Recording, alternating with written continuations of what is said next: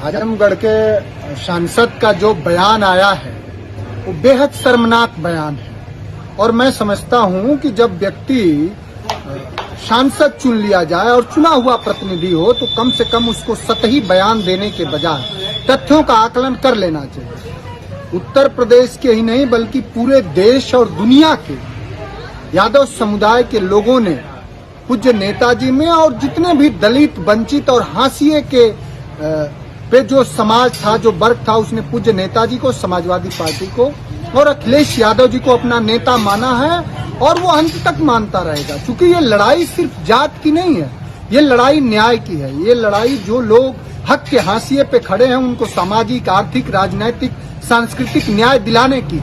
आप बयान देते हो, आपको क्या पता है, आप इस पर बयान दे पाओगे कि उत्तर प्रदेश यूपीएससी का रिजल्ट आया है, उसमें कितने यादव उस कम्युनिटी के लोग हैं? उसी चंदौली बनारस में कितने यादवों की हत्या कर दी गई? बयान दे पाओगे? आप सरकार से सवाल कर पाओगे?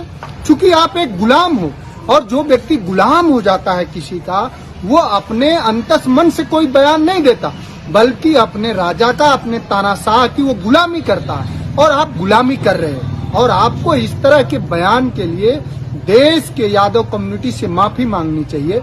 क्योंकि यादव का जो आदर्श है वो भगवान कृष्ण का आदर्श है और उन्होंने कहा था कि नहीं ज्ञानेन सदृश पवित्र मा विद्यते, ज्ञान के समान कुछ भी पवित्र करने वाला नहीं है। और दुर्भाग्य है कि आजमगढ़ के सांसद अज्ञानी हैं और वो अहंकारी भी हैं।